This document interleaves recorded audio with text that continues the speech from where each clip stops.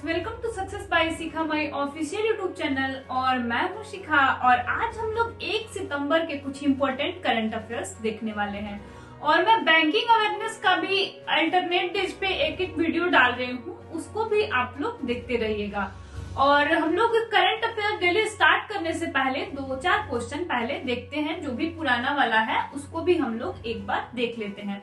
तो चलिए देखते हैं कि कौन सा स्टेट जो है वो पूरे भारत में रेबीज मुक्त स्टेट बन गया है। जो कुत्ता जब काटता है तो एक रेबीज इंजेक्शन लगता है, वो अब जो है गोवा स्टेट जो है वो रेबीज मुक्त स्टेट बन गया है। और अगर आपसे पूछे कि रेबीज जो है इसकी खोज किसके द्वारा किया गया, तो ये लुइस पास्चर के द्वारा किया गया। अब हम लोग देखते हैं कि क्रिप्टो करेंसी के मामले में इंडिया का कौन सा रैंक आया है। तो क्रिप्टो करेंसी अपनाने के मामले में भारत जो है वो दूसरे स्थान पे है। अगर आपसे पूछे कि पहला स्थान किसका है, तो पहला स्थान इसमें वियतनाम का है। अब हमारा नेक्स्ट क्वेश्चन है कि स्मॉग टावर जो है ये कहाँ बनाया जा रहा है। तो स्मॉग टावर जो है ये दिल्ली में बनाया जा रहा है। और ये इससे क्या होगा, तो इससे पॉल्यूशन कंट्रोल होगा। अभी नितिन चुग जो है वो किस स्मॉल फाइनेंस बैंक से उन्होंने इस्तीफा दिया है। तो नितिन चुगा जो है ये उज्जीवन स्मॉल फाइनेंस बैंक के एमडी एंड सीईओ थे। इन्होंने अपने पद से जो है इस्तीफा दे दिया है। अभी मोदी जी 15 अगस्त को बोले थे कि कब तक जो है ये भारत को ऊर्जा मुक्त बनाया जाएगा, ऊर्जा से स्वतंत्र कर दिया जाएगा, यहाँ पे इलेक्ट्रिकल व्हीकल को बढ़ावा दिया जाएगा, यहाँ पेट्रोलियम मुक्त ये हो जाएगा। तो 2047 तक लक्ष्य रखा गया है कि भारत को जो है वो ऊर्जा स्वतंत्र देश बनाया जाएगा। 2047 तक ही क्यों रखा गया है, क्योंकि 1947 से हम लोग लेके और 2047 तक चलेंगे, तब तक 100 वर्ष पूरे हो जाएंगे। और एक और हम लोग इसमें न्यूज देखते हैं कि कौन सा ऐसा राजमार्ग है जिसको इलेक्ट्रिकल व्हीकल फ्री राजमार्ग बताया गया, क्योंकि यहाँ पे हर 25-30 किलोमीटर पे जो है वो चार्जिंग स्टेशन बनाया गया है। तो वो आपका दिल्ली से चंडीगढ़ मार्ग है। तो चलिए फिर रिवाइज हम लोग 2-4 क्वेश्चन कर ही लिए। अब हम लोग जो है वो 1 सितंबर का टोटल करंट अफेयर्स पढ़ने वाले हैं एमसीक्यू फॉर्मेट में।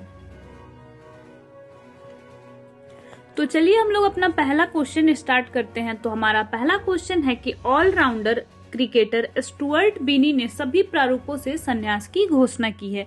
ये किस देश से हैं, तो देखते हैं कि किस देश के रहने वाले हैं स्टुअर्ट बिनी। तो हमारा पहला ऑप्शन है पाकिस्तान, दूसरा है न्यूजीलैंड, तीसरा है भारत और चौथा है ऑस्ट्रेलिया। तो क्रिकेटर स्टुअर्ट बिनी जो है ये भारत के रहने वाले हैं और ये सभी जितने भी क्रिकेट के प्रारूप हैं सभी से इन्होंने संन्यास ले लिया है। और ये जो है इंडियन प्रीमियर लीग में राजस्थान रॉयल्स खेले थे, उसके बाद उन्होंने ओडीआई में सर्वश्रेष्ठ बॉलिंग रिकॉर्ड भी बनाया है। अब देखते हैं हमारा नेक्स्ट क्वेश्चन क्या है। तो हमारा अगला क्वेश्चन है कि टोक्यो पैरालंपिक 2020 में देवेंद्र झाझरिया ने 30 अगस्त 2021 को पुरुषों की भाला फेंक इवेंट में कौन सा पदक जीता। तो हमारा पहला ऑप्शन है स्वर्ण पदक, दूसरा है कांस्य पदक, तीसरा है रजत पदक और चौथा है इनमें से कोई नहीं। तो भाला फेंक में देवेंद्र झाझरिया ने रजत पदक जीता है। और देवेंद्र झाझरिया जो है इसके पहले वो गोल्ड मेडल भी लेके आ चुके हैं। और सुंदर सिंह गुर्जर को क्या मिला, तो इनको सर्वश्रेष्ठ थ्रो के साथ इनको कांस्य पदक मिला। अब बढ़ते हैं हम लोग अपने नेक्स्ट क्वेश्चन की तरफ। तो हमारा अगला क्वेश्चन है वासु परांजपे का निधन हो गया, वे किस खेल से संबंधित हैं। तो हमारा पहला ऑप्शन है फुटबॉल, दूसरा है शतरंज, तीसरा है भाला फेंक और चौथा है क्रिकेट। तो वासु परांजपे का निधन हो गया, वे जो ये क्रिकेट से संबंधित थे। और ये किसके जो है कोच रह चुके थे, तो ये जो है सुनील गावस्कर, दिलीप वेंगसकर और राहुल द्रविड़, सचिन तेंदुलकर, रोहित शर्मा जैसे दिग्गज क्रिकेटर के ये गुरु भी रह चुके थे। अब चलते हैं अपने नेक्स्ट क्वेश्चन की तरफ। तो हमारा अगला क्वेश्चन है कि प्रधानमंत्री नरेंद्र मोदी ने जालियांवाला बाग हत्याकांड के 102 साल पूरे होने के उपलक्ष्य में पंजाब के अमृतसर में जालियांवाला बाग स्मारक का राष्ट्र को समर्पित किया। तो जालियांवाला बाग हत्याकांड जो है ये कब हुआ था? तो हमारा पहला ऑप्शन है 14 अप्रैल 1919, दूसरा है 13 अप्रैल 1919, तीसरा है 12 अप्रैल 1919 और चौथा है इनमें से कोई नहीं। तो जालियांवाला बाग हत्याकांड जो है ये हुआ था 13 अप्रैल 1919। और यहाँ पे थोड़ा सा टाइपिंग मिस्टेक है, प्रधानमंत्री लिखने में यहाँ पे ऐसे होगा। अब बढ़ते हैं अपने नेक्स्ट क्वेश्चन की तरफ। तो हमारा अगला क्वेश्चन है कि कौन सी राज्य सरकार द्वारा मसाला पार्क स्थापित करेगी? कौन सी राज्य सरकार? तो हमारा पहला जो ऑप्शन है वो है केरल, दूसरा है गुजरात, तीसरा है कर्नाटक और चौथा है इनमें से कोई नहीं। तो मसाला पार्क जो है ये कर्नाटक गवर्नमेंट के द्वारा स्थापित किया।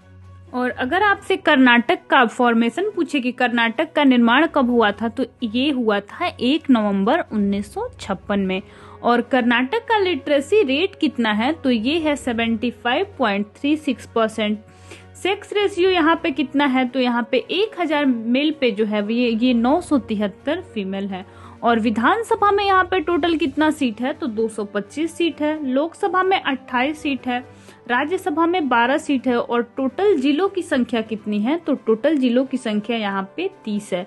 और नदी यहाँ पे कौन कौन सा है? तो कृष्णा है, कावेरी है, नेत्रावती है, सरस्वती है, भीमा है और तुंगभद्रा है। स्टेडियम यहाँ पे कौन सा है? तो स्टेडियम है एम चिन्ना स्वामी स्टेडियम। और नेशनल पार्क यहाँ का कौन कौन सा है? तो ये है बांदीपुर है, बनेरघट्टा है, कुद्रेमुख है, नागरहोल है और अंसी राष्ट्रीय उद्यान भी जो है ये कर्नाटक का ही है। अब हम लोग थोड़ा सा देख लेते हैं केरल के बारे में। तो केरल का फॉर्मेशन कब हुआ था? तो ये हुआ था 1 नवंबर 1956 में। राजधानी केरल की कहाँ है? तो ये है तिरुवनंतपुरम में। और डांस यहाँ का कौन सा है? तो कथकली है। और डिस्ट्रिक्ट कितने हैं? तो टोटल 14 डिस्ट्रिक्ट हैं। लोकसभा में यहाँ पे 20 सीट है और राज्यसभा में 9 सीट है। और नेशनल पार्क का बात करें तो पेरियार नेशनल पार्क यहाँ पे है, साइलेंट वैली नेशनल पार्क है, इराविकुलम नेशनल पार्क है, अन्नामुद्री सोला नेशनल पार्क है। और डैम जो है यहाँ पे वो नैयार डैम है और इडुक्की डैम भी यहीं का है।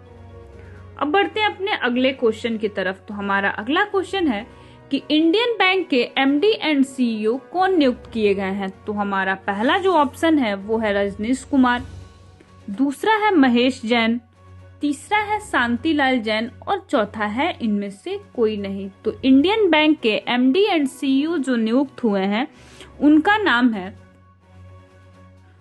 नाम है शांतिलाल जैन। और अगर आपसे पूछे कि रजनीश कुमार, तो रजनीश कुमार जो है ये एसबीआई के पूर्व कार्यकारी निदेशक रह चुके हैं। और शांतिलाल जैन जो है ये पहले बैंक ऑफ बड़ौदा के कार्यकारी निदेशक थे। अब हम लोग बढ़ते हैं अपने नेक्स्ट क्वेश्चन की तरफ। तो हमारा अगला क्वेश्चन है कि हांगकांग एवं शंघाई बैंक निगम का स्वतंत्र निदेशक जो है वो किसे नियुक्त किया गया है? तो हमारा पहला ऑप्शन है मनसुख मांडविया, दूसरा है हितेंद्र दवे, तीसरा है रजनीश कुमार और चौथा है अतुल कुमार गोयल। तो independent director of Hong Kong and Shanghai bank के जो पूर्व अध्यक्ष, जो एसबीआई के पूर्व अध्यक्ष रजनीश कुमार थे, अब उनको जो है ये हांगकांग शंघाई बैंक का स्वतंत्र निदेशक नियुक्त किया गया है। तो इनका नाम क्या है? तो इनका नाम है रजनीश कुमार। अब देखते हैं हमारा नेक्स्ट क्वेश्चन क्या है। तो हमारा अगला क्वेश्चन है कि राष्ट्रीय शिक्षा नीति लागू करने वाला कर्नाटक के बाद दूसरा राज्य कौन सा बना है?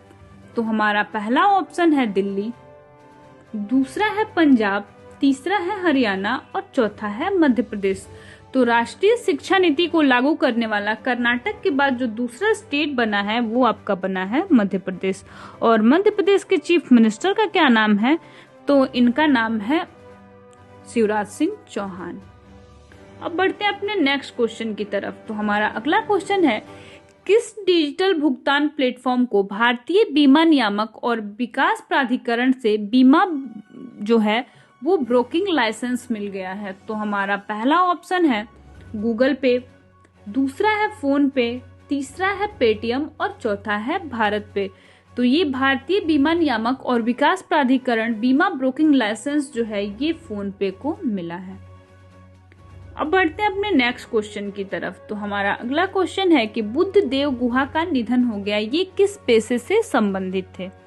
तो हमारा पहला जो ऑप्शन है वो है संगीतकार, दूसरा है लेखक, तीसरा है कवि और चौथा है इनमें से कोई नहीं। तो बुद्ध देव गुहा का जो है ये निधन हो गया और ये किससे संबंधित थे? तो ये एक लेखक थे।